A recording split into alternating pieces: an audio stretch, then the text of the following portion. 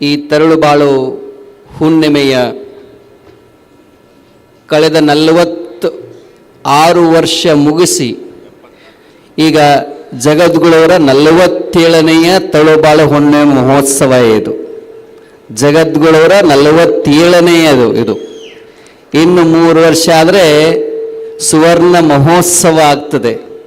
ಒಬ್ಬ ಗುರು 47 ವರ್ಷಗಳ ಕಾಲ ಒಂದು ಪೀಠದ ಮೇಲೆ ಕೂತುಕೊಂಡು ಈ ನಾಡನ್ನು, ಈ ಸಮಾಜವನ್ನು ಹೇಗೆ ಕಟ್ಟಬೇಕು ಅನ್ನಲಿಕ್ಕೆ ನಮ್ಮ ಆದರ್ಶ ಅಂತಂದರೆ ನಮ್ಮ ತರಳುಬಾಳು ಜಗದ್ಗುರು ಮಹಾಸ್ವಾಮಿಗಳವರು. ನಾವಂತೂ ಬುದ್ಧನನ್ನು ನೋಡಿಲ್ಲ, ಬಸವಣ್ಣವರನ್ನ ನೋಡಿಲ್ಲ. ಆದರೆ ಅಂತಹ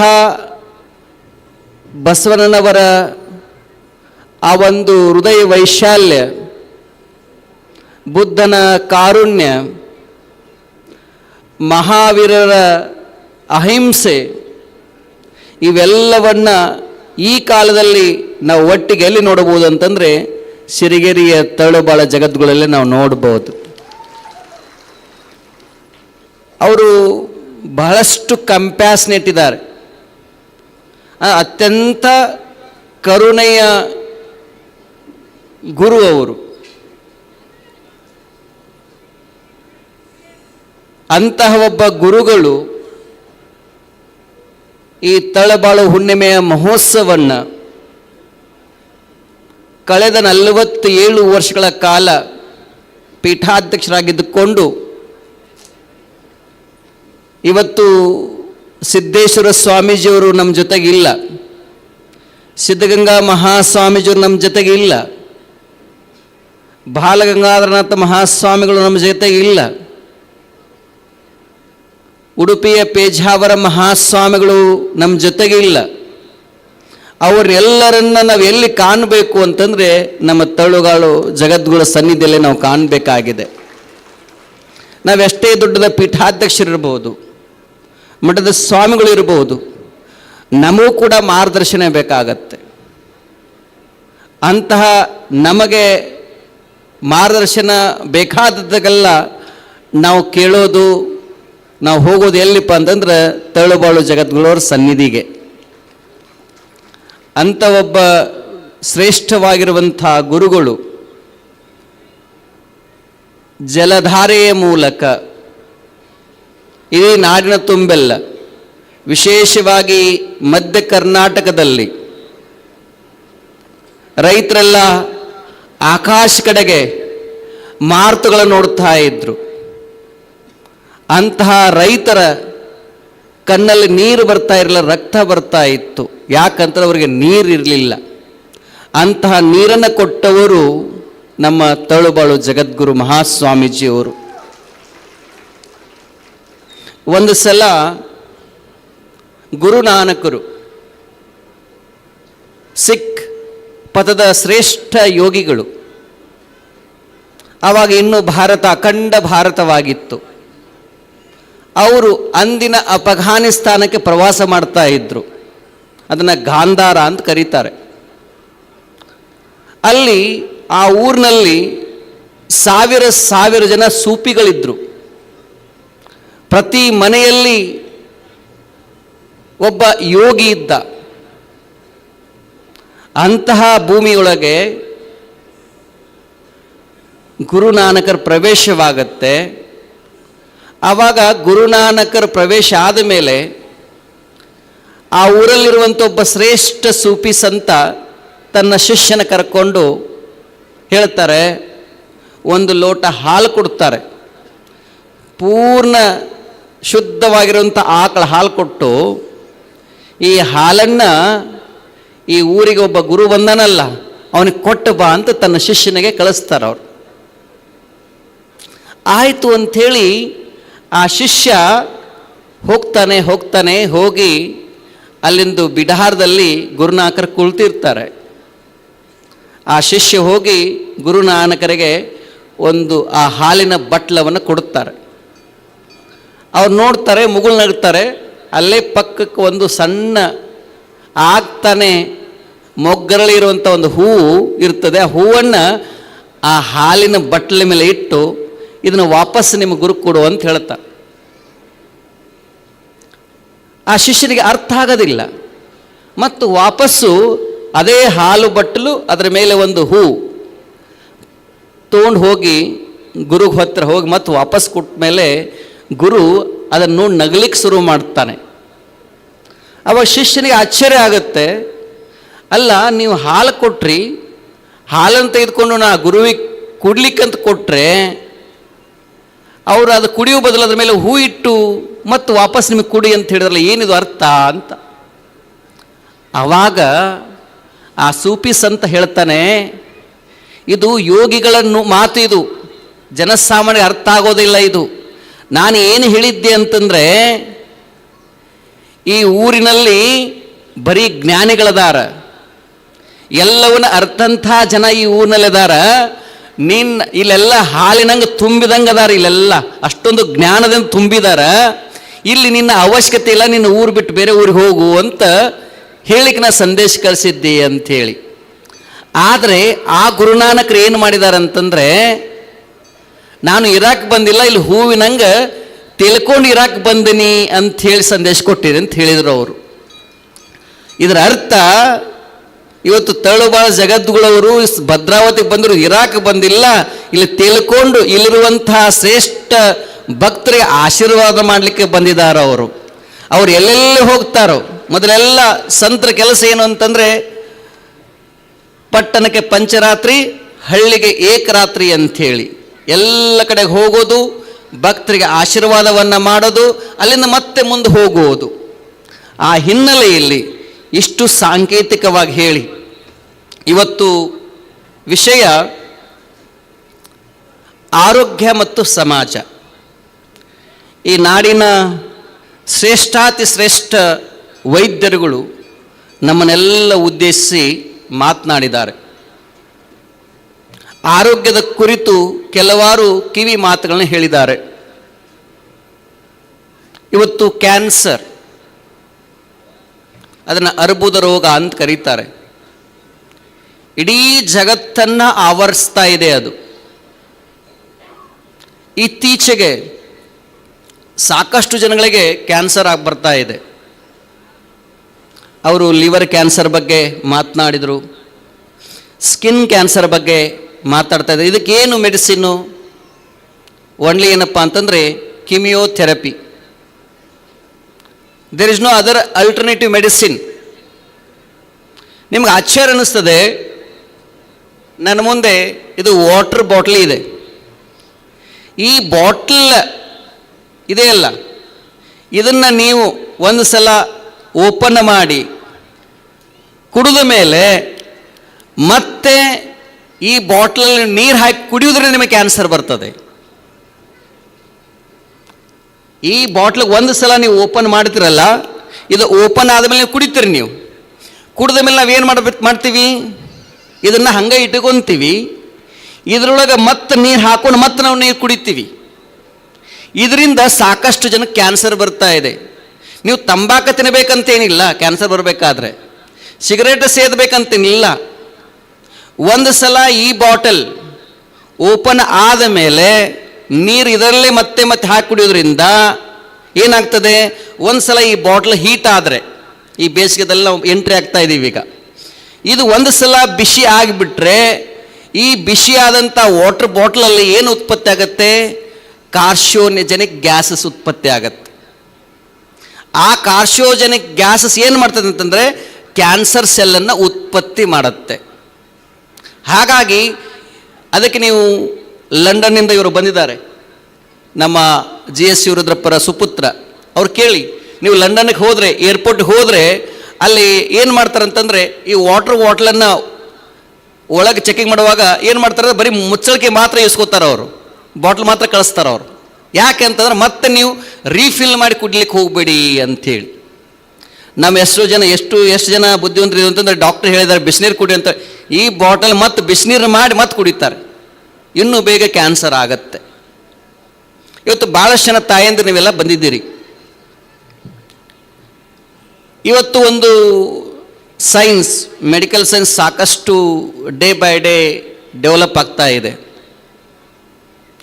ಇಂಥ ಸಂದರ್ಭದಲ್ಲಿ ಮೊದಲೆಲ್ಲ ತಾಯಂದಿರು ಹೆರಿಗೆ ಆದ ತಕ್ಷಣ ಈ ಅಂಬ್ಲಿಕಲ್ ಕಾರ್ಡ್ ಅಂತ ಇರ್ತಿತ್ತು, ಗೊತ್ತಲ್ಲ, ಕೇಳಿದ್ರೆ ನೀವು, ಕರುಳು ಬಳ್ಳಿ ಅಂತ.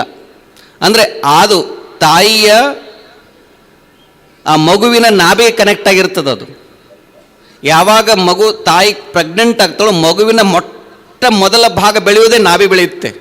ಅದಕ್ಕೆ ನಾವು ನಾಭಿಯನ್ನು ನಮ್ಮ ಕೇಂದ್ರ ಅಂತ, it centre of our body ಅಂತ ಅಂತೀವಿ ನಾವು.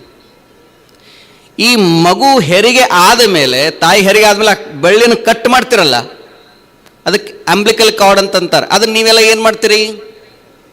ನೀವೆಲ್ಲ ಭಾಳ ಜನ ಹೆರಿಗೆ ಆಗಿದೆ, ಅದನ್ನ ಏನು ಮಾಡಿದಿರಿ ನೀವೆಲ್ಲ?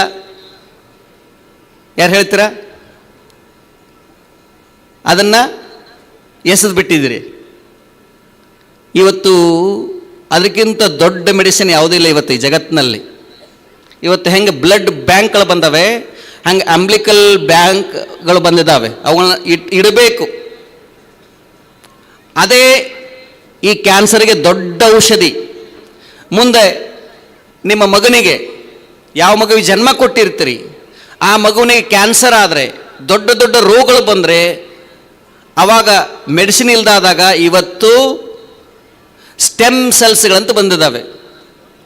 ಆ ಅಂಬ್ಲಿಕಲ್ ಕಾರ್ಡನ್ನು ನೀವು ಸೇಕರಣೆ ಮಾಡಿಟ್ರೆ ಆ ಮಗುವಿಗೆ ಯಾವುದೇ ಕಾಯಿಲೆ ಬರಲಿ, ಅದನ್ನು ಡಾಕ್ಟ್ರುಗಳು ಅದರಲ್ಲಿರುವಂಥ ಸ್ಟೆಮ್ ಸೆಲ್ನ ತೆಗೆದುಕೊಂಡು ಇಂಜೆಕ್ಟ್ ಮಾಡಿದ್ರೆ ಎಂಥ ದೊಡ್ಡ ಭಯಾನಕವಾಗಿರುವಂಥ ಕ್ಯಾನ್ಸರ್ ಕ್ಯೂರ್ ಆಗುತ್ತೆ. ನಿಮಗೆ ಗೊತ್ತಿರಲಿ, ನಿಮ್ಮಲ್ಲಿರುವಂಥ ಕರುಳು ಬಳ್ಳಿ, ನಿಮ್ಮ ಕರುಳು ಬಳ್ಳಿ ಮುಂದೆ ಉಳಿಬೇಕು ಅಂತಂದರೆ ನೀವು ಕರುಳು ಬಳ್ಳಿಯನ್ನು ಜೋಪಾನ ಮಾಡಬೇಕು. ಈಗಾಗಲೇ ಪಶ್ಚಿಮ ಬಂಗಾಳದಲ್ಲಿ ಅವುಗಳನ್ನ ಅಂಬ್ಲಿಕಲ್ ಬ್ಯಾಂಕ್ ಶುರು ಆಗಿದೆ. ಈಗ ಇದು ಎಲ್ಲ ಎಜುಕೇಟೆಡ್. ಈಗ ಮೊದಲೆಲ್ಲ ಏನು ಮಾಡ್ತಾಯಿದ್ರು? ಸೂಲಿಗಿತ್ತೆರಂತ ಇರ್ತಿದ್ರು. ಅವ್ರ ಕೆಲಸ ಏನು? ಈಗೆಲ್ಲ ಸುಲಿಗೆಗಿತ್ತರಿದ್ದಾರೆ. ಸೂಲಿಗಿತ್ತೆರು ಬೇರೆ, ಸುಲಿಗೆಗಿತ್ತೆರು ಬೇರೆ. ಈಗ ಎಲ್ಲದಕ್ಕೂ ಈಗ ಪೇನ್ ಬೇಡ, ಎಲ್ಲರೂ ಏನಂತಾರೆ? ಸಿಜರಿನ್ ಮಾಡಿ, ಸಿಜರಿನ್ ಮಾಡಿ, ಸಿಜರಿನ್ ಮಾಡಿ ಅಂಥೇಳಿ. ಆ ಏನು ರಸ ಇರ್ತದಲ್ಲ ಅಂಬ್ಲಿಕಲ್ ಕಾರ್ಡ್, ಆ ರಸ ಮೊದಲು ಹೆಣ್ಣು ಮಗು ಹುಟ್ಟಿದ್ರೆ ಏನು ಮಾಡ್ತಿದ್ರು? ಗಂಡು ಮಗು ಹುಟ್ಟಿದ್ರೆ ಏನು ಮಾಡ್ತಿದ್ರು? ಆ ರಸ ತೆಗೆದುಕೊಂಡು ಹೆಣ್ಣು ಮಗು ಇತ್ತಂತಂದರೆ ಆ ಹೆಣ್ಣು ಮಗು ಮೈ ತುಂಬೆಲ್ಲ ಆ ರಸವನ್ನು ಹಚ್ಚಿ ಸವರಿಸ್ತಿದ್ರು. ಆ ಸವರುವುದರಿಂದ ಏನಾಗ್ತಾ ಇತ್ತು? ಆ ಹೆಣ್ಣು ಮಗುಗೆ ಮೈ ತುಂಬ ಕೂದಲುಗಳು ಬರ್ತಿರಲಿಲ್ಲ. ಅದನ್ನು ಹಚ್ಕೊಳ್ಳೋದ್ರಿಂದ, ಆ ಕ್ಷಣದಲ್ಲಿ ಆ ಮಗುವಿಗೆ ಹಚ್ಚೋದ್ರಿಂದ ಆ ಹೇರ್ ಉತ್ಪತ್ತಿ, ಗಂಡು ಮಗುವಾಗ ಹಾಗೆ ಬಿಟ್ಟುಬಿಡ್ತಿದ್ರು. ಇವತ್ತು ಹೇರ್ ಟ್ರಾನ್ಸ್ಪ್ಲಾಂಟೇಷನ್ ಬಗ್ಗೆ ಮಾತಾಡ್ತೇವೆ. ನಮ್ಮ ಕೋಗಲಿ ಕೊಟ್ರೇಶ್ ಅವರು ಹೇಳ್ತಾ ಇದ್ರು, ಅವ್ರ ಕೂದಲು ಇವತ್ತು ಭತ್ತ ಬಿತ್ತನೆ ಕೇಳಿದ್ದೀವಿ, ಈಗ ಹೇರ್ ಬಿತ್ತನೆ ಶುರುವಾಗಿದೆ, ಕೂದಲು ಬಿತ್ತೋದು ಶುರುವಾಗಿದೆ.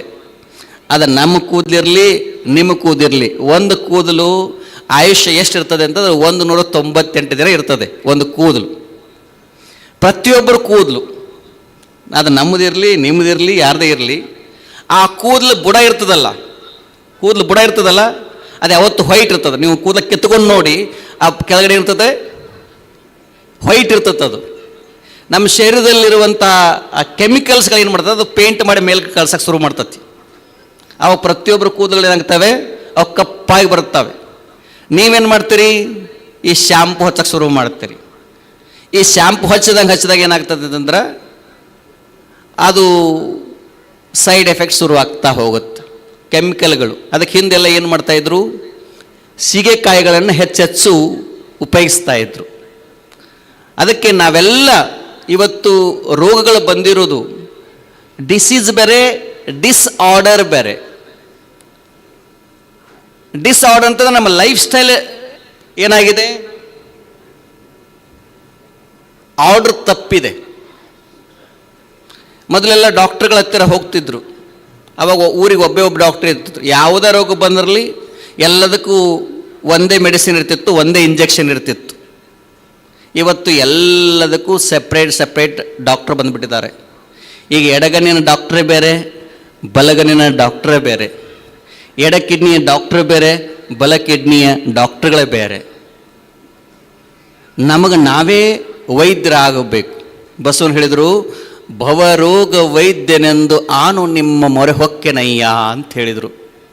ಭಕ್ತಿದಾಯಕ ನೀ ಕರುಣಿಸು ಲಿಂಗ ತಂದೆ, ಜಯ ಜಯ ಶ್ರೀ ಮಹಾದೇವ, ಜಯ ಜಯ ಶ್ರೀ ಮಹಾದೇವ ಅಂತಿತ್ತು. ಅವಾಗೆಲ್ಲ ನಾವು ಕೂಡ ಡಯಾಗ್ನೋಸ್ ಮಾಡ್ತಿದ್ದೀವಿ. ನಮ್ಮ ಹಿಂದಿನ ಪೂರ್ವಜರಲ್ಲಿ ನಮ್ಮ ಡಾಕ್ಟರ್ ಗಿರಿಧರ ಕಜೆ ಅಂತ ಬಂದಿದ್ದಾರೆ. ಈ ನಾಡಿನಲ್ಲಿ ಅತ್ಯಂತ ಕೆಲವು ಶ್ರೇಷ್ಠ ಆಯುರ್ವೇದ ತಜ್ಞರಲ್ಲಿ ಅವರು ಒಬ್ಬರು ಅನ್ನೋದನ್ನು ನಾವು ಭಾಳ ಹೆಮ್ಮೆಯಿಂದ ಹೇಳಬೇಕು. ಅವರು ನಮ್ಮವರು ಕನ್ನಡಿಗರು ಅನ್ನೋದು ಇನ್ನೂ ಹೆಮ್ಮೆ ಹೇಳಬೇಕು ನಾವು. ನೀವೆಲ್ಲ ಅವರ ಸಾಕಷ್ಟು ಆಯುರ್ವೇದಿಕ್ ಟಿಪ್ಸ್ಗಳನ್ನು ನೀವು ಕೇಳಬೇಕು.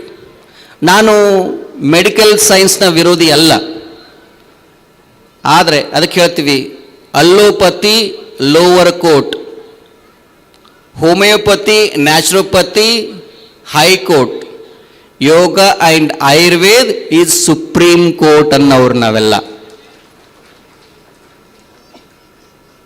ನಿಮಗೆ ನೀವೇ ಡಯಾಗ್ನೋಸ್ ಮಾಡ್ಕೋಬೇಕು. ಹೇಗೆ ಡಯಾಗ್ನೋಸ್ ಮಾಡ್ಕೋಬೇಕು? ಹಿಂದೆ ಹೇಳ್ತಿದ್ರು ಪಾವ್ಗರಂ ಪೇಟ್ನರಂ ಸರ್ಥಂಡ ವೈದ್ಕೋಮಾರ್ ದಂಡ ಅಂತ. ನಿಮ್ಮ ಪಾದ ಬೆಚ್ಚಗಿದವ ಅಂದ್ರೆ ನೀವು ಆರೋಗ್ಯವಾಗಿದ್ದೀರಿ ಅಂತ. ಹೊಟ್ಟೆ ಮೆತ್ತಗಿದೆಯಾ ನೀವು ಆರೋಗ್ಯವಾಗಿದ್ದೀರಿ ಅಂತ ಅರ್ಥ. ತಲೆ ತಣ್ಣಗಿದೆಯಾ ನೀವು ಆರೋಗ್ಯವಾಗಿದ್ದೀರಿ ಅಂತ ಅರ್ಥ.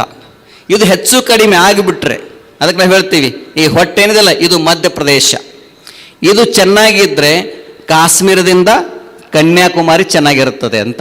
ನಿಮ್ಮ ಪಾದಗಳೇ ನಿಮ್ಮ ಕನ್ಯಾಕುಮಾರಿ. ಕನ್ಯಾಕುಮಾರಿ ಏನಿದೆ ಅಲ್ಲೇನಿದೆ ಓಷನ್ ಇದೆ, ಅಲ್ಲಿ ಯಾವತ್ತೂ ಬೆಚ್ಚಗಿರುತ್ತೆ, ತಣ್ಣಗಿರೋದಿಲ್ಲ.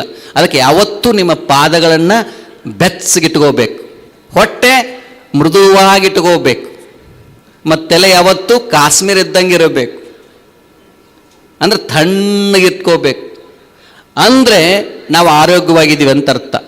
ಡಾಕ್ಟರ್ ಏನು ಮಾಡ್ತಾಯಿದ್ರು? ನಿಮ್ಮ ಕಣ್ಣು ನೋಡ್ತಾ ಇದ್ರು, ನಿಮ್ಮ ನಾಲಿಗೆಯನ್ನು ನೋಡ್ತಾ ಇದ್ರು, ನಿಮ್ಮ ಉಗುರನ್ನು ನೋಡ್ತಾ ಇದ್ರು, ನಿಮ್ಮ ಮೂತ್ರಗಳನ್ನು ನೋಡ್ತಾ ಇದ್ರು. ಇವುಗಳು ನೋಡೋದ್ರಿಂದನೇ ನಿಮ್ಮ ಯಾವ ಶರೀರದಲ್ಲಿ ಯಾವ ಕಾಯಿಲೆ ಅಂತ ಹೇಳ್ತಾ ಇದ್ರು. ಈ ಬರೀ ನಿಮ್ಮ ನಾಲಿಗೆಯನ್ನು ನೋಡೋದ್ರಿಂದ ನಾಲಿಗೆಯಲ್ಲಿ ಎಲ್ಲೆಲ್ಲಿ ಬ್ಲ್ಯಾಕ್ ಡಾಟ್ಸ್ಗಳಾಗಿರ್ತಿದ್ದು ಅದನ್ನು ನೋಡಿ ನಿನಗೆ ಲಂಗ್ಸ್ ಪ್ರಾಬ್ಲಮ್ ಇದೆಯೋ, ನಿನ್ನ ಕಿಡ್ನಿ ಪ್ರಾಬ್ಲಮ್ ಇದೆ ಹೇಳ್ತಾ ಇದ್ರು. ಇವತ್ತು ಯಾವ ಡಾಕ್ಟರ್ ನೋಡಿ ಎಲ್ಲರೂ MRI ಇಲ್ಲ ಯಾವ ಡಾಕ್ಟರ್ ಹೇಳೋದಿಲ್ಲ. ಮೊದಲು ಯಾವೊಬ್ಬ ನಮ್ಮ ಭಾರತೀಯ ಸಂಸ್ಕೃತಿಯಲ್ಲಿ ಡಾಕ್ಟರ್ಗಳು ನನಗೆ ಯಾವ ರೋಗ ಅಂತ ಹೇಳ್ತಾರೆ, ಬರೀ ಸುಮ್ಮನೆ ಹಿಂಗೆ ಕೈ ಕೊಟ್ಟರೆ ಸಾಕು, ಪಲ್ಸ್ ನೋಡಿ ಹೇಳ್ತಾ ಇದ್ರು ನಿನಗೆ ಈ ಕಾಯಿಲೆ ಇದೆ, ನಿನಗೆ ಈ ಕಾಯಿಲೆ ಇದೆ ಅಂಥೇಳಿ. ಇವತ್ತು ನಾವೆಲ್ಲ ಏನು ಮಾಡಿದ್ದೀವಿ?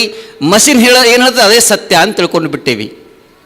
ಅದಕ್ಕೆ ನಮಗೆ ನಾವೇ ಆರೋಗ್ಯವಂತರಾಗಬೇಕು.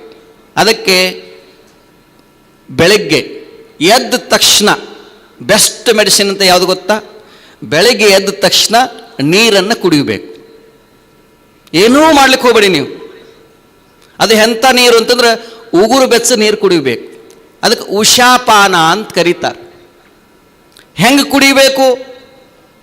ಘಟ ಕುಡಿಯಬಾರ್ದು, ಗುಟುಕ್ಕಾಗಿ ಕುಡಿಬೇಕು. ನಾಯಿ ಹೇಗೆ ನೀರು ಕುಡಿತದೆ? ಇವತ್ತು ಯಾವ ನಾಯಿಗೆ ಡಯಾಬಿಟಿಸ್ ಬಂದದ? ಯಾವ ಎಮ್ಮೆಗೆ ಬ್ಯಾಕ್ ಪೇನ್ ಬಂದಿದೆಯಾ? ಯಾವ ಪ್ರಾಣಿಗಳಿಗೆ, ನಿಸರ್ಗದಲ್ಲಿರುವಂಥ ಯಾವೊಂದು ಪ್ರಾಣಿಗಳನ್ನ ನೋಡಿ ಸರ್ವೇ ಸಾಮಾನ್ಯವಾಗಿ ನಮ್ಮಂಗೆ ಅಸಹಜ ಸಾವಾಗೋದಿಲ್ಲ ಅವುಗಳಿಗೆ. ಯಾಕಂತಂದ್ರೆ ಅವುಗಳು ಬಹಳ ಬುದ್ಧಿವಂತಿದ್ದಾವೆ. ನೀವು ನಾಯಿಯನ್ನು ನೋಡ್ರಿ, ನಾಯಿ ಮಲಗುತ್ತದೆ, ಸಡನ್ನಾಗಿ ಹೇಳೋದಿಲ್ಲ. ಅದು ಮೊದಲು ಏನು ಮಾಡ್ತದೆ? ಬಾಡಿಯನ್ನು ಸ್ಟ್ರೆಚ್ ಮಾಡ್ತತಿ. ಯಾವ ನಾಯಿ ನೋಡಿರಿ ನೀವು? ಸುಮ್ಮನೆ ನಾಯಿ ಗಮನಿಸ್ಕೊಳ್ಳಿ, ಅದಂಗೆ ಸ್ಟ್ರೆಚ್ ಅದಕ್ಕೆ ಡೌನ್ವರ್ಡ್ ಡಾಗ್ ಅಪೋರ್ಡ್ ಡಾಗ್ ಅಂತ ಕರಿತೀವಿ ನಾವು. ಅದೋ ಮುಖ ಶ್ವಾನಾಸನ, ಊರ್ಧ್ವ ಮುಖ ಶ್ವಾನಾಸನ. ಒಂದು ಬೆಕ್ಕನ್ನು ನೀವು ಗಮನಿಸಿ, ನಿಮ್ಮ ಮನೆಯಲ್ಲಿ ಇರ್ತದೆ ಕ್ಯಾಟ್, ಅದು ಸಡನ್ನಾಗಿ ಹೇಳಂಗಿಲ್ಲ, ಅದು ಕೂಡ ಏನು ಮಾಡ್ತತಿ? ಸ್ಟ್ರೆಚಿಂಗ್ ಮಾಡ್ತದೆ. ಅದಕ್ಕೆ ಏನು ಕರಿತೀವಿ? ಮಾರ್ಜಾಲಾಸನ ಅಂತ ಕರಿತೀವಿ ನಾವು. ಅಂದರೆ ನಿಸರ್ಗದಲ್ಲಿರುವಂಥ ಪ್ರಾಣಿಗಳು ಯಾವುದೇ ವೈದ್ಯರಿಲ್ಲದೆ, ಯಾವುದೇ ಮೆಡಿಸಿನ್ ಇಲ್ಲದೆ ತಮ್ಮ ಆರೋಗ್ಯವನ್ನು ತುಂಬ ಚೆನ್ನಾಗಿ ಕಾಪಾಡ್ಕೊಂಡಿದ್ದಾವೆ. ಅದಕ್ಕೆ ಯೋಗಿಗಳೇನು ಮಾಡ್ತಾ ಇದ್ರು? ಪ್ರಾಣಿಗಳನ್ನು ಗಮನಿಸಿದರು, ಒಂದು ನಾಯಿಯನ್ನು ಗಮನಿಸಿದರು, ಒಂದು ಬೆಕ್ಕನ್ನು ಗಮನಿಸಿದರು, ಒಂದು ನವಿಲನ್ನು ಗಮನಿಸಿದರು, ಒಂದು ಸಿಂಹವನ್ನು ಗಮನಿಸಿದರು, ಒಂದು ಮಂಗನನ್ನು ಗಮನಿಸಿದ್ರು, ಒಂದು ಹುಲಿಯನ್ನು ಗಮನಿಸಿದ್ರು, ಅವುಗಳಿಂದ ಕಲ್ತುಕೊಂಡ್ರು. ಒಂದು ಹುಲಿ ಬೇಡವಾದ ಆಹಾರ ಸೇವನೆ ಮಾಡಿದ ಮೇಲೆ ಹೊಟ್ಟೆಯೊಳಗೆ ಇಟ್ಕೊಳ್ಳೋದಿಲ್ಲ, ಅದೇನು ಮಾಡ್ತತಿ, ಅದನ್ನು ಹೊರಗಡೆ ಹಾಕ್ತದೆ. ಅದಕ್ಕೇನು ಕರೀತಾರೆ, ಭಾಗಿಕ್ರಿಯಾ ಅಂತ ಕರೀತಾರೆ. ನಾವೇನು ಮಾಡ್ತೀವಿ, ಬೇಡವಾದ ಆಹಾರ ಇದು ನಾವೇನು ಮಾಡ್ತೀವಿ, ಮೆಡಿಸಿನ್ ತೆಗೆದುಕೊಳ್ತೀವಿ. ಮನ್ಯಾಗ ಇಲಿ ಸತ್ತು ಬಿದ್ದಿದ್ರೆ ನಾವೇನು ಮಾಡ್ತಾ ಇದ್ದೀವಿ, ಅದನ್ನು ಇಲ್ಲಿನ ಹೊರಗೆ ತೆಗೆಯಕ್ಕೆ ಇಷ್ಟಪಡ್ತಾ ಇಲ್ಲ, ಅಲ್ಲೇ ಅಗರಬತ್ತಿ ಹಚ್ಚಕ್ಕೆ ಶುರು ಮಾಡಿಬಿಟ್ಟಿವಿ ನಾವು. ಅವಾಗ ಏನಾಗುತ್ತೆ, ಆ ಇಲಿ ವಾಸನೆ ಹೋಗಲಿ ಅಂತ ಅಗರಬತ್ತಿ ಹಚ್ಚಕ್ಕೆ ಶುರು ಮಾಡಿದ್ರೆ ಅಗರಬತ್ತಿ ಏನಾಗ್ತತಿ, ಅದೊಂಥರ ವಾಸನೆ ಸುವಾಸನೆ ಬರ್ತತಿ. ಹೆಂಗೆ ಆಗೇ ಬಿಟ್ಟೈತೆ ಅಂದ್ರೆ, ಈ ಕಡೆ ಅಗರಬತ್ತಿ, ಈ ಕಡೆ ಇಲಿ ಸತ್ತದ, ಎರಡು ವಾಸನೆ ಒಂದು ಡಿಫ್ರೆಂಟ್ ವಾಸನೆ ಆಗಿಬಿಟ್ಟತಿ. ಅದಕ್ಕೆ ಅಡಿಕ್ಟ್ ಆಗಿಬಿಟ್ಟಿವಿ ನಾವು. ಗ್ಯಾಸ್ ಅದ, ಅದಕ್ಕೆ ಏನು ಮಾಡಕತ್ತೀವಿ, ಟ್ಯಾಬ್ಲೆಟ್ಸ್ ಒಳಗೆ ಶುರು ಮಾಡಿದ್ದೀವಿ. ಎಲ್ಲದಕ್ಕೂ ಟ್ಯಾಬ್ಲೆಟ್ಸ್. ಅವಾಗ ನಮ್ಮ ಸರ್ಜಿಯವ್ರು ಹೇಳ್ತಾ ಇದ್ರು, ಈಗ ಎಲ್ಲದಕ್ಕೂ ನೀವು ಮಜಾ ಕೇಳ್ರಿ, ಈಗ ಸ್ನಾನಕ್ಕೆ ಟ್ಯಾಬ್ಲೆಟ್ಸ್ ಬಂದ್ಬಿಟ್ಟಾವ, ಬಾತಿಂಗ್ ಟ್ಯಾಬ್ಲೆಟ್ಸ್ ಅಂತ. ವೆಸ್ಟರ್ನ್ ಕಂಟ್ರೀಸಲ್ಲಿ ಈ 3 ದಿನ 4 ದಿನ ಸ್ನಾನ ಮಾಡಲಿ ಅಂತ ಹೇಳಿಲ್ಲ, ಸುಮ್ಮನೆ ಗುಳಿಗೆ ತೊಗೊಂಡ್ಬಿಡ್ತಾರೆ ಅವರು, ಅಂದರೆ ಸ್ನಾನದಂಗೆ ರಿಫ್ರೆಶ್ನೆಸ್ ಬರ್ತದೆ ಅಂತೇಳಿ. ಅಂದರೆ ಯೋಚನೆ ಮಾಡಿ, ಎಲ್ಲದಕ್ಕೂ ಗುಳಿಗೆಗಳು. ಅದಕ್ಕೆ ಹೇಳ್ತೀವಿ, ಎವ್ರಿ ಪಿಲ್ ಹ್ಯಾಸ್ ಅ ಇಲ್, ಎವ್ರಿ ಪಿಲ್ ಹ್ಯಾಸ್ ಅ ಇಲ್. ಪ್ರತಿಯೊಂದು ಕಾಯಿಲೆಗೂ ಒಂದು ಔಷಧಿ ಇದೆ. ಪ್ರತಿಯೊಂದು ಕಾಯಿಲೆಯಿಂದ, ಪ್ರತಿಯೊಂದು ಔಷಧಿಯಿಂದ ಒಂದು ಕಾಯಿಲೆ ಇದೆ. Every ill has a pill, every pill has a ill. Before ಇಲ್ ಪಿಲ್ ಕಿಲ್, ಪ್ರಾಕ್ಟೀಸ್ ಯೋಗ. 1 ಗಂಟೆ ನಿಮ್ಮನ್ನ ಎಷ್ಟೇ ಪ್ರೀತಿಸುವಂಥ ಹೆಂಡ್ತಿರಲಿ, ಮಕ್ಕಳಿರಲಿ, ನಿಮ್ಗೆ ಆರೋಗ್ಯ ಕೈ ಕೊಟ್ಟಾಗ ಒಳ್ಳೆ ಸರ್ಜರಿ ಅಂತ ಡಾಕ್ಟರ್ ಹತ್ತಿರ ನಿಮ್ಮ ಆಸ್ಪತ್ರೆ ಕರ್ಕೊಂಡು ಹೋಗ್ಬೋದು. ಆದರೆ ನಿಮ್ಮ ನೋವನ್ನು ಯಾರೂ ತೆಗೆದುಕೊಳ್ಳೋದಿಲ್ಲ. ನಿನಗೆ ನೀ ಮಾಡಿಕೋ ಕೂಡಲ ಸಂಗಮ ದೇವ. ನಿಮ್ಮನ್ನ ಎಷ್ಟೇ ಪ್ರೀತಿಸುವಂಥ ಹೆಂಡತು ಮಕ್ಕಳು ಎಲ್ಲ ಇರಲಿ, ಅದಕ್ಕೆ 1 ಗಂಟೆ ನೀವೆಲ್ಲ ಸ್ವಾರ್ಥಿಗಳಾಗಬೇಕು. 24 ತಾಸು ಇರ್ತದೆ, 24 ತಾಸು 23 ತಾಸು ಏನಾದರೂ ಮಾಡಿ 1 ಗಂಟೆ ನಿಮಗಾಗಿ ನೀವು ಬದುಕಿ. ಆ 1 ಗಂಟೆ ಯೋಗಾಸನ ಮಾಡಿರಿ, ಪ್ರಾಣಾಯಾಮ ಮಾಡಿರಿ, ಧ್ಯಾನ ಮಾಡಿರಿ. 1 ಗಂಟೆ ನಿಮಗಾಗಿ ನೀವು ಇನ್ವೆಸ್ಟ್ಮೆಂಟ್ ಮಾಡಿ. ದ ಬೆಸ್ಟ್ ಇನ್ವೆಸ್ಟ್ಮೆಂಟ್ ಅಂದರೆ ಹೆಲ್ತ್ ಇನ್ವೆಸ್ಟ್ಮೆಂಟ್. ಅದಕ್ಕೆ ಬೆಳಗ್ಗೆ ಎದ್ದ ತಕ್ಷಣ ಕುಕ್ಕುರ್ಗಾಲ ಕುಳಿತುಕೊಂಡು ನೀರು ಕುಡಿಬೇಕು. ಹೆಂಗೆ, ಗುಟುಕ್ ಗುಟುಕ್ ಗುಟುಕ್. ನಾ ಹೆಂಗೆ ನಾಲ್ಗೆ ಹಚ್ಚಿ ಕುಡಿಬೇಕು. ಯಾಕೆ ಕುಡಿಬೇಕು ನೀರು ಬೆಳಿಗ್ಗೆ? ಯಾಕಂತಂದ್ರೆ ಬಾಯೊಳಗೆ ಲಾಲಾರಸ ಉತ್ಪತ್ತಿ ಆಗಿರ್ತದೆ. ಇದಕ್ಕೆ ಶಲೈವ ಅಂತ ಕರೀತಾರೆ. ಇದ್ರಾಗ 18 ಮೈಕ್ರೋ ನ್ಯೂಟ್ರಿಯೆಂಟ್ಸ್ಗಳಿರ್ತವೆ. ಇದು ಬೆಸ್ಟ್ ಮೆಡಿಸಿನ್. ಇದು ಯಾವುದು? ನಿಮ್ಮ ನಾಲ್ಗೆಯಲ್ಲಿರುವಂತಹ ಲಾಲಾರಸಕ್ಕಿಂತ ಶ್ರೇಷ್ಠವಾದ ಔಷಧಿ ಯಾವುದೂ ಇಲ್ಲ. ಯಾಕೆಂತಂದರೆ ಯಾವುದೇ ಒಂದು ಪ್ರಾಣಿಗಳಿಗೆ ಗಾಯ ಆದ ತಕ್ಷಣ ತನ್ನ ನಾಲ್ಗೆಯನ್ನು ತಾನು ನೆಕ್ಕಕ್ಕೆ ಶುರು ಮಾಡ್ತದೆ.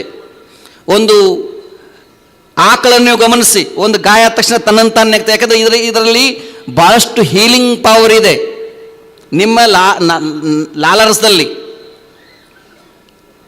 ಇದಕ್ಕೆ ಇಡೀ ಎಂಟೈರ್ ಕೆಮಿಸ್ಟ್ರಿ, ಮೆಡಿಕಲ್ ಸೈನ್ಸ್ ಒಂದು ಆಸಿಡಿಕ್, ಇನ್ನೊಂದು ಅಲ್ಕಲೈನ್ ಅಂತ ಕರೀತಾರೆ.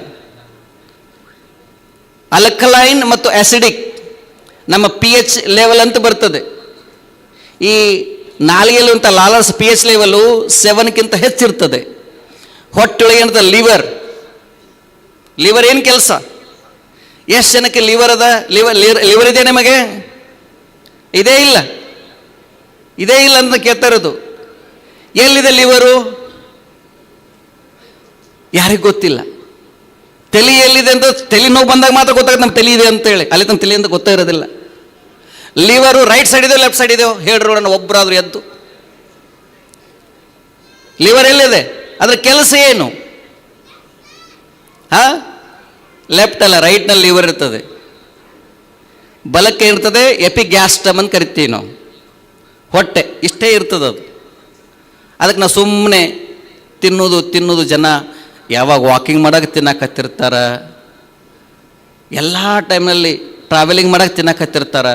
ಇದು ಹೊಟ್ಟೆ ಏನಾಗ್ತತಿ, ಇಷ್ಟು ಇರ್ತೈತಿ, ಅದೊಂದು ಬಗಸ್ ಇರ್ತತಿ, ನಿಧಾನವೇನಾಗ್ತತಿ ಹಿಂಗೆ ಹಾಕೋತ ಬರ್ತತಿ. ಇದು ರಿಯಲ್ ಎಸ್ಟೇಟ್ ಆದಂಗೆ ಆಗಿಬಿಡ್ತತಿ. ಅದು ಆ ಹೊಲ ಗದ್ದೆಗಳೆಲ್ಲ ಹೋಗ್ಬಿಡ್ತಾವು, ರಿಯಲ್ ಎಸ್ಟೇಟ್ ಆದಂಗೆ ಎಲ್ಲ ಬೆಳೀತೈತಿ. ಆಮೇಲೆ ಗೊತ್ತಾಗತ್ತೆ ಎವರ್ ಪ್ರೆಗ್ನೆಂಟ್ ನೆವರ್ ಡೆಲಿವರಿ ಅಂತ. ಗಂಡು ಮಕ್ಕಳದು ಹಿಂಗೆ ಸುಮ್ಮನೆ ಬಂದ್ಬಿಡುತ್ತಲ್ಲ, ಅದೇನದು ಎವರ್ ಪ್ರೆಗ್ನೆಂಟ್ ನೆವರ್ ಡೆಲಿವರಿ ಅಂತ. ಅದಕ್ಕೇನು ಜನ ನಮ್ಮ ಹತ್ರ ಭಾಳಷ್ಟು ಜನ ಬರ್ತಾರೆ ಯೋಗ ಮಾಡಬೇಕು ಅಂತ ಬರೋದಿಲ್ಲ. ಗುರುಗಳ ತುಂಬ ದಪ್ಪಾಗೇನ್ರಿ, ಏನು ತಿಂದ್ರೆ ತೂಕ ಕಡಿಮೆ ಆಗತ್ತೆ ಹೇಳ್ರಿ ಅಂತಂತ. ಏನು ತಿಂದ್ರೆ ಕೇಳ್ತಾರೆ, ಮತ್ತು ಅದಕ್ಕೂ ತಿನ್ನೋಕೇನು ಕೊಡಬೇಕು ಅಂತ ಜನಗಳಿಗೆ. ಅಂದ್ರೆ ಅಷ್ಟೊಂದು ಹುಚ್ಚೋದು, ತಿನ್ನಬೇಕು ತಿನ್ನಬೇಕು ತಿನ್ನಬೇಕು ಅಂಥೇಳಿ. ಅದಕ್ಕೆ ಹೇಳಿದ್ರಲ್ಲ, ಒಂದು ಹೊತ್ತು ಉಂಡವನು ಯೋಗಿ ಅಂತ. ಅಂದರೆ ಹಸಿಯದೆ ಉಣಬೇಡ, ಹಸಿದು ಮತ್ತಿರಬೇಡ, ಬಿಸಿಬೇಡ ತಂಗಳು ಬೇಡ, ವೈದ್ಯನ ಗೊಡವೇ ಬೇಡ ಸರ್ವಜ್ಞ. ಉಂಡು 100 ಹೆಜ್ಜೆ ನಡೆದು ಕೆಂಡಕ್ಕೆ ಕೈ ಚಾಚಿ ಬಲಭುಜ ಮೇಲ್ ಮಾಡಿ ಮಲಗಿದರೆ ವೈದ್ಯನ ಗಂಡ ಸರ್ವಜ್ಞ ಅಂತ ಹೇಳಿದರು. ಸಿಂಪಲ್. ಊಟ ಮಾಡಬೇಕು, ಹೆಂಗೆ ಊಟ ಮಾಡ್ಬೇಕು ಜನಕ್ಕೆ ಗೊತ್ತಿಲ್ಲ. ಡೈನಿಂಗ್ ಟೇಬಲ್ಸ್ ಆರ್ ಮತ್ತು ನಥಿಂಗ್ ಬಟ್ ಡೈನಿಂಗ್ ಟೇಬಲ್ಸ್. ಅದು ಗೊತ್ತಾಗೋದಿಲ್ಲ. ಮೊದಲು ಹೆಂಗೆ ಕೂತ್ಕೊಂಡು ಊಟ ಮಾಡ್ತಾಯಿದ್ರು ಹಳ್ಳಿ ಹೆಣ್ಣುಮಕ್ಕಳು? ಹಿಂಗೆ ಕೂತ್ಕೊಂಡು ಊಟ ಮಾಡ್ತಾಯಿದ್ರು. ನಿಮ್ಗೆ ಗೊತ್ತಾ? ಹಿಂಗೆ ಕೂತ್ಕೊಂಡು ಊಟ ಮಾಡ್ತಾಯಿದ್ರು. ಈ ಪೋಷಲ್ಲಿ ಕೂತ್ಕೋತಿದ್ರು ಅವರು. ಇದು ಕೂತ್ಕೊಳ್ಳೋದು ಏನಾಗ್ತಿತ್ತು ಅಂದರೆ, ಈ ಥರ ಹಿಂಗೆ ಕೂತ್ಕೊಂಡು ಊಟ ಮಾಡ್ತಿದ್ರು ಅವರು. ಗೊತ್ತಾ ಈ ಪೋಷನ್ನು? ಇದೇನಾಗ್ತಿತ್ತು, ಈ ಬಗಲು ನಿಮ್ಮ ಎಡಬಗಲು ಬಲ ಮೊಳಕಾಗಿ ಟಚ್ ಆದರೆ ಏನಾಗ್ತಿತ್ತು, ಬಲ ಮೂಗಿನಲ್ಲಿ ಉಸಿರಾಟ ಬರೋಕ್ಕೆ ಶುರು ಆಗ್ತಿತ್ತು. ಬಲ ಮೂಗಿನಲ್ಲಿ ಉಸಿರು ಬಂತು ಅಂದರೆ ನಿಮಗೆ ನಿಮ್ಮ ನಾಭಿ ಒಳಗೇನು ಲಿವರ್ನಿಂದ ಹೈಡ್ರೋಕ್ಲೋರಿಕ್ ಆ್ಯಸಿಡ್ ಬಿಡುಗಡೆ ಆಗೋದು. ಲಿವರಿಂದ ಹೈಡ್ರೋಕ್ಲೋರಿಕ್ ಬಿಡುಗಡೆ ಆದರೆ ಏನಾಗ್ತಿತ್ತು, ನಮ್ಮ ತಿಂದ ಆಹಾರ ಎಲ್ಲ ಪಚನ ಆಗ್ಲಿಕ್ಕೆ ಅನುಕೂಲ ಆಗ್ತಿತ್ತು.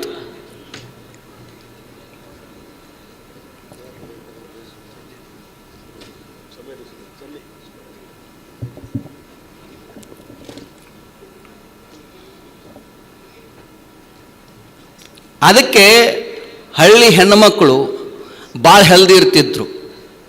ಅವುಗಳಿಗೆ ನಾವು ಹಳ್ಳಿ ಜನಗಳಿಗೆ ಏನೂ ಗೊತ್ತಿಲ್ಲ ಅಂತ ತಿಳ್ಕೊಂಡು ಬಿಟ್ಟಿವಿ. ಅವರಷ್ಟು ಇಂಟೆಲಿಜೆನ್ಸು, ಅವರಷ್ಟು ಹೆಲ್ದಿ ಯಾರೂ ಇರ್ತಿರ್ಲಿಲ್ಲ. ಅದಕ್ಕೆ ಬೆಳಿಗ್ಗೆ ಎದ್ದ ತಕ್ಷಣವೇ ಏನು ಮಾಡ್ಲಿಕ್ಕೆ ಹೋಗಬೇಡಿ. ಎದ್ದ ತಕ್ಷಣ ಉಷಾಪಾನ ಮಾಡೋದು. ಇನ್ನೊಂದು, ತಣ್ಣೀರನ್ನು ಯಾವ ಕಾರಣಕ್ಕೆ ಕುಡ್ಲಿಕ್ಕೆ ಹೋಗಬೇಡಿ. ಅದಕ್ಕಿಂತ ಡೇಂಜರ್ ಯಾವುದೂ ಇಲ್ಲ. ಎಷ್ಟು ನೀರು ಕುಡಿಬೇಕಂದ್ರೆ ರೂಮ್ ಟೆಂಪ್ರೇಚರ್ ಇರಬೇಕು. ನಮ್ಮ ಬಾಡಿ 38 ಡಿಗ್ರಿ ಸೆಲ್ಸಿಯಸ್ ಇರ್ತದೆ ನಮ್ಮ ದೇಹದ ಉಷ್ಣಾಂಶ. ಅಕಸ್ಮಾತ್ ನಾವು ಕೋಲ್ಡ್ ವಾಟರ್ ಕುಡಿಯೋಕ್ಕೆ ಶುರು ಮಾಡಿದರೆ, ನಾವು ಕೋಲ್ಡ್ ವಾಟರ್ ಕುಡಿದು ಅಂತಂದರೆ ಬಾಡಿ ಏನು ಮಾಡ್ತೈತೆ, ಮತ್ತು ಆ ಬಾಡಿಯನ್ನು ವಾಟ್ರನ್ನು ಬಾಯ್ಲ್ ಮಾಡಕ್ಕೆ ಬಾಯ್ಲ್ ಮಾಡಬೇಕು. ಅದು 38 ಡಿಗ್ರಿ ಸೆಲ್ಸಿಯಸ್ ಮಾಡ್ಕೋಬೇಕು. ಅದು ಬಾಯ್ಲ್ ಆದ ಮೇಲೆ, ಅದು ಬಾಯ್ಲ್ ಮಾಡಬೇಕು, ಎನರ್ಜಿ ಬೇಕು. ಎನರ್ಜಿ ಎಲ್ಲಿಂದ ಬರ್ತಿತ್ತು? ರಕ್ತದಿಂದ. ಆವಾಗ ಗೊತ್ತಾಗಲ್ಲ ದೇಹದಲ್ಲಿ ರಕ್ತಹೀನತೆ ಶುರು ಆಗ್ತದೆ. ಮತ್ತು ಭಾಳ ಇಂಪಾರ್ಟೆಂಟ್, ಬೆಳಗ್ಗೆ ಬಿಸಿನೀರು ಕುಡಿಬೇಕು ಮತ್ತು ಉಗುರು ಬೆಚ್ಚ ನೀರನ್ನು ಕುಡಿಬೇಕು. ಸಾಧ್ಯ ಆದರೆ ಈ ಗ್ರೀನ್ ಟೀಯನ್ನು ಕುಡೀರಿ. ಗ್ರೀನ್ ಟೀ ಗೊತ್ತಾ ನಿಮಗೆಲ್ಲರಿಗೂ? ಮೊದಲು ಕಷಾಯ ಅಂತ ಮಾಡ್ತಿದ್ರು. ಈ ಬ್ರಿಟಿಷರು ಬಂದ ಮೇಲೆ ನಮ್ಮ ದೇಶದಲ್ಲಿ ಮೊದಲು ಬೆಲ್ಲ ಸಿಗ್ತಿತ್ತು, ಸಕ್ಕರೆ ಹುಡುಕಾಡಿದ್ರು ಸಿಗ್ತಿರ್ಲಿಲ್ಲ. ಈ ಯಾವಾಗ ಬ್ರಿಟಿಷರು ಬಂದರು, ಬ್ರಿಟಿಷರು ಬರೋ ಜೊತೆಗೆ ಜನಗಳಿಗೆ ಏನು ಮಾಡಿದರು, ಸಕ್ಕರೆ ಶುರು ಮಾಡಿದರು. ಈ ಶುಗರ್ ಬಂದ ತಕ್ಷಣ ಮೊದಲೆಲ್ಲ ಮನೆಯ ಪ್ರತಿಯೊಬ್ಬರು ಕಷಾಯ ಕೊಡ್ತಿದ್ರು. ಯಾರ ಮನೆ ಹೋಗ್ರಿ, ಚಹಾ ಕುಡಿತಿರ್ಲಿಲ್ಲ. ಈಗೆಲ್ಲ ಚಹಾ ಕುಡಿದು ಎಲ್ಲದಕ್ಕೂ ಶುಗರ್ನಲ್ಲಿ ಏನಿದೆ? ಯಾವ ಪ್ರೋಟೀನ್ಸ್ ಇಲ್ಲ, ಯಾವ ವಿಟಮಿನ್ಸ್ ಇಲ್ಲ, ಅಲ್ಲ ಮ್ಯಾಗ್ನೇಷಿಯಮ್ ಇಲ್ಲ, ಅದ್ರಾಗೇನು ಕ್ಯಾಲ್ಸಿಯಂ ಇಲ್ಲ, ಅದ್ರಾಗೇನು ನೈಟ್ರಿಕ್ ಆ್ಯಸಿಡ್ ಇಲ್ಲ. ಏನಿದೆ? ಸಲ್ಫರ್ ಇದೆ, ಅಂದರೆ ಗಂಧಕ. ಒಂದು ಸಲ ಆ ಸಕ್ಕರೆಯನ್ನು ನೀವು ಸೇವನೆ ಮಾಡಿದರೆ ಅದು ಗಂಧಕ, ಸಲ್ಫರ್, ಅದು ಬ್ಲಡ್ನಲ್ಲಿ ಹೋಗುತ್ತೆ. ಅದನ್ನೇ ನಾವು ಇವತ್ತು ಭಾರತವನ್ನು ಮಧುಮೇಹದ ರಾಜಧಾನಿ ಅಂತ ಕರಿತಾ ಇದ್ದಾರೆ. ಅದಕ್ಕೆ ಎಲ್ಲೆಲ್ಲಿ ವೈಟ್ ಕಾಣ್ತದೆ, ಸಕ್ಕರೆಯನ್ನು ಸಂಪೂರ್ಣವಾಗಿ ಎಷ್ಟು ಕಡಿಮೆ ಆಗುತ್ತೋ ಸಕ್ಕರೆ ಬದಲು ಬೆಲ್ಲವನ್ನು ಯೂಸ್ ಮಾಡ್ಕೊಳ್ಳಿ. ಮೈದಾ ಹೈಲಿ ಡೇಂಜರ್. ಮತ್ತು ಹೆಚ್ಚು ನಾವೇನು ಸೇವನೆ ಮಾಡಬೇಕಂದ್ರೆ ಈ ಫೈಬರ್ಸ್, ನಾರಿನ ಅಂಶವನ್ನು ಹೆಚ್ಚೆಚ್ಚು ಆಹಾರದಲ್ಲಿ ಸೇವನೆ ಮಾಡಿ. ಇಷ್ಟು ಸಿಂಪಲ್ ಸಣ್ಣ ಟಿಪ್ಸ್ಗಳನ್ನ ನಿಮ್ಮ ಲೈಫ್ನಲ್ಲಿ ಯೂಸ್ ಮಾಡಿಕೊಂಡ್ರೆ ಸಾಕು, ನಿಮ್ಮ ಆರೋಗ್ಯ ಚೆನ್ನಾಗಿರುತ್ತೆ. ಆ ಹಿನ್ನೆಲೆಯಲ್ಲಿ ಈ ದಿನ ಸಮಯ ಆಲ್ಮೋಸ್ಟ್ ಈಗ 11 ಆಗಲಿಕ್ಕೆ ಬಂದಿದೆ. ಅನೇಕ ಜನ ವೈದ್ಯರು ಮಾತಾಡಿದ್ದಾರೆ. ಇಷ್ಟು ಹೇಳ್ತಾ ನಮ್ಮ ಪರಮ ಪೂಜ್ಯ ಜಗದ್ಗುರು ಮಹಾಸ್ವಾಮೀಜಿಯವರ ಆಶೀರ್ವಾದ ಸದಾಕಾಲ ನಮ್ಮ ಮೇಲೆ ಇರಲಿ. ಇಂಥ ಒಬ್ಬ ಗುರುಗಳು ಈ ನಾಡಿಗೆ ಸಿಕ್ಕಿರುವುದೇ ಅವರ ಪುಣ್ಯ ಅಲ್ಲ, ನಮ್ಮೆಲ್ಲರ ಪುಣ್ಯ. ಅದು ನಮ್ಮ ಪುಣ್ಯ. ಇಂಥ ಒಬ್ಬ ಗುರುಗಳು ನಮ್ಮ ನಡುವೆ ಈ ವಯಸ್ಸಿನಲ್ಲೂ ಕೂಡ ಸದಾಕಾಲ ಅವರಲ್ಲಿರುವಂತಹ ಉತ್ಸಾಹ, ಮೋಸ್ಟ್ ಆ್ಯಕ್ಟಿವ್ ಆಗಿ ತಮ್ಮ ಎನರ್ಜಿಯನ್ನು ವೆರಿ ಕನ್ಸ್ಟ್ರಕ್ಟಿವ್ ವೇ ಆಗಿ ತಮ್ಮ ಎನರ್ಜಿಯನ್ನು ಉಪಯೋಗಿಸ್ಕೊಂಡಿದ್ದಾರೆ. ಅಂಥ ಪರಮಪೂಜ್ಯರಿಗೆ ಮತ್ತು ಈ ಭಾಗದ ಈ ತಳಬಾಳು ಹುಣ್ಣಿಮೆಯಲ್ಲಿ ಪರೋಕ್ಷವಾಗಿ ಅಪರೋಕ್ಷವಾಗಿ ಈ ಗುರುಗಳಿಗೆ ಇಲ್ಲಿ ನಿಂತ್ಕೊಂಡ ಈ ಭಾಗದ ಜನಪ್ರಿಯ ಶಾಸಕರಾಗಿರುವಂತಹ ಸಂಗಮೇಶ್ವರವರು, ಬಹುತೇಕ ಸಂಗಮೇಶ್ವರ ಬೇರೆಲ್ಲ, ಕೂಡಲ ಸಂಗಮೇಶ್ವರ ಬೇರೆ ಅಲ್ಲ ಅಂತ ಒಂದು ಈ ದಿವ್ಯ ಕ್ಷೇತ್ರಕ್ಕೆ ಇಂಥ ಒಬ್ಬ ಶ್ರೇಷ್ಠ ಶಾಸಕರು ಅವರು ಹಗಲು ರಾತ್ರಿ ನಿಂತ್ಕೊಂಡು ಇದು ನೋಡಿ ಈ ಕ್ಷೇತ್ರ ಇದೆಲ್ಲ ಹೇಗಿತ್ತು. ಗುರುಗಳು ಹೇಳ್ತಾ ಇದ್ರು, ನಾವು ಗುರುಗಳು ಬರುವಾಗ ಅಷ್ಟೊಂದು ಹೊಲಸು, ಇವತ್ತು ಎಷ್ಟೊಂದು ಸ್ವಚ್ಛವಾಗ್ಯದ. ಇಂಥ ಸ್ವಚ್ಛ ಮನಸ್ಸಿನ ಈ ಭದ್ರಾವತಿ ನಿರಂತರವಾಗಿ ಪರಮಪೂಜ್ಯರು ಈ ಭಾಗಕ್ಕೆ ಬಂದಾಗ ನಿನ್ನೆ ಅವ್ರು ಹೇಳಿದರು, ನಮ್ಮ ಕೇಂದ್ರ ಸಚಿವರಂಥ ಕುಮಾರಸ್ವಾಮಿ ಅವರಿಗೆ ಮತ್ತೆ ಇಲ್ಲಿ ಫ್ಯಾಕ್ಟ್ರಿಗಳು ಹೆಚ್ಚೆಚ್ಚು ಬರುವಂಗೆ ಆಗಬೇಕು. ನಮ್ಮ ಹರಿಹರ ಒಂದು ಕಡೆನೂ ಇಡೀ ದೇಶ ಜನ ಹರಿಹರಕ್ಕೆ ಬರ್ತಾ ಇದ್ರು, ಇಡೀ ದೇಶ ಜನ ಭದ್ರಾವತಿಗೆ ಬರ್ತಾ ಇದ್ರು ಉದ್ಯೋಗ ಅರಿಸ್ಕೊಂಡು. ಇವತ್ತು ನಮ್ಮ ಯುವಕರು ಉದ್ಯೋಗ ಅರಿಸ್ಕೊಂಡು ನಾವು ಮತ್ತೆ ಬೆಂಗಳೂರು ಹೋಗುವಂತಾಗಿದೆ, ಮುಂಬೈಗೆ ಹೋಗುವಂತಾಗಿದೆ, ವಿದೇಶಕ್ಕೆ ಹೋಗುವಂತ ಆಗ್ತಾ ಇದೆ.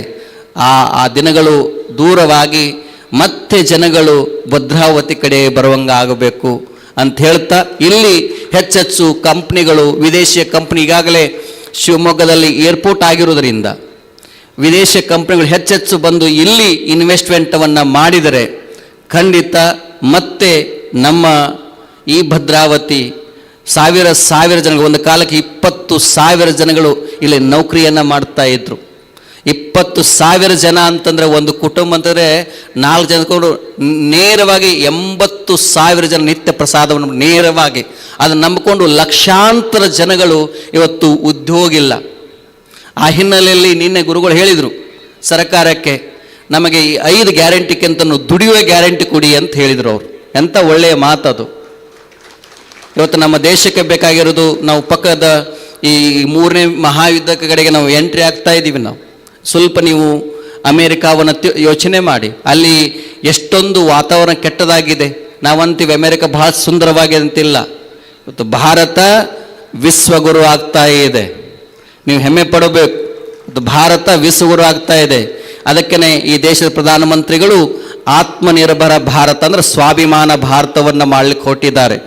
ಅದಕ್ಕೆ ನೀವೆಲ್ಲರೂ ಉದ್ಯೋಗ ಅರಿಸ್ಕೊಂಡು ಬೇರೆ ಕಡೆ ಹೋಗೋಕ್ಕಿಂತ ಮೊದಲು ಇಲ್ಲೇ ಉದ್ಯೋಗ ಮಾಡುವಂತಹ ಒಂದು ಕಾರ್ಯ ಆಗಲಿ. ಆ ಹಿನ್ನೆಲೆಯಲ್ಲಿ ಎಲ್ಲರೂ ಬಂದು ಕಾರ್ಯಕ್ರಮ ಮಾಡಿ ಹೋಗೋದಲ್ಲ, ಇಲ್ಲಿ ಏನಾದರೂ ಒಂದು ಮಾಡಬೇಕು ಅಂಥೇಳಿ ಜಗದ್ಗುರು ಮಹಾಸನ್ನಿಧಿಯವರು ಸಂಕಲ್ಪವನ್ನು ಮಾಡಿದ್ದಾರೆ. ಅವರು ಭಕ್ತರಿಂದ 5 ಕೋಟಿ ರೂಪಾಯಿ ಸಂಗ್ರಹವನ್ನು ಮಾಡಬೇಕಂತ ಸಂಕಲ್ಪ ಮಾಡಿದ್ದಾರೆ. ಅವರು ಗುರುಗಳು ಏನೇನೋ ಸಂಕಲ್ಪ ಮಾಡ್ತಾರೋ ಅದು ಹಾಗೇ ಆಗತ್ತೆ. ಆ ಶಕ್ತಿ ಆ ಗುರುಗಳಲ್ಲಿ, ನಮ್ಮ ಜಗದ್ಗುರಲ್ಲಿ ಇದೆ. ಆ ಹಿನ್ನೆಲೆಯಲ್ಲಿ ಸಂಗಮೇಶ್ವರವರು, ಈ ಭಾಗದ ಶಿವಮೊಗ್ಗ ಜಿಲ್ಲೆಯ ಎಲ್ಲ ಶಾಸಕರು, ಸಂಸದರು ಮನಸ್ಸನ್ನು ಮಾಡಿ ಮತ್ತೆ ಇಲ್ಲಿ ಫ್ಯಾಕ್ಟ್ರಿಗಳು, ಕಂಪ್ನಿಗಳು ಬರಬೇಕು, ಸಾವಿರ ಜನಗಳಿಗೆ ಉದ್ಯೋಗವನ್ನು ಕೊಡುವಂತಾಗಬೇಕು. ನಿಮ್ಮ ಪಕ್ಷ ಯಾವುದೇ ಇರಲಿ ಚನ್ನಬಸಪ್ಪ, ಆದರೆ ರೈತರ ವಿಚಾರಕ್ಕೆ ಬಂದಾಗ, ನಮ್ಮ ಜನಗಳ ವಿಚಾರಕ್ಕೆ ಬಂದಾಗ ನಾವು ಪಕ್ಷವನ್ನು ಮರೆತು ಈ ಸಮಾಜದ ಋಣವನ್ನು ತೀರಿಸೋ ಕಡೆಗೆ ನಾವೆಲ್ಲ ಗಮನ ಕೊಡಬೇಕು ಅಂತ ಎಷ್ಟು ಸಾಂಕೇತಿಕವಾಗಿ ಹೇಳಿ ಈ ನಾಡಿನ ಅನೇಕ ಜನ ಶ್ರೇಷ್ಠ ವೈದ್ಯರು ಬಂದಿದ್ದಾರೆ. ಆ ಎಲ್ಲರಿಗೂ ತಮ್ಮೆಲ್ಲರಿಗೂ ಮತ್ತೊಮ್ಮೆ ಶರಣಾರ್ಥಿಗಳು. ಪರಮ ಪೂಜ್ಯರಿಂದ ಗೌರವ ಸ್ವೀಕರಿಸಬೇಕಾಗಿ ಪೂಜ್ಯ ಶ್ರೀ ಜಗದ್ಗುರು ಶ್ರೀ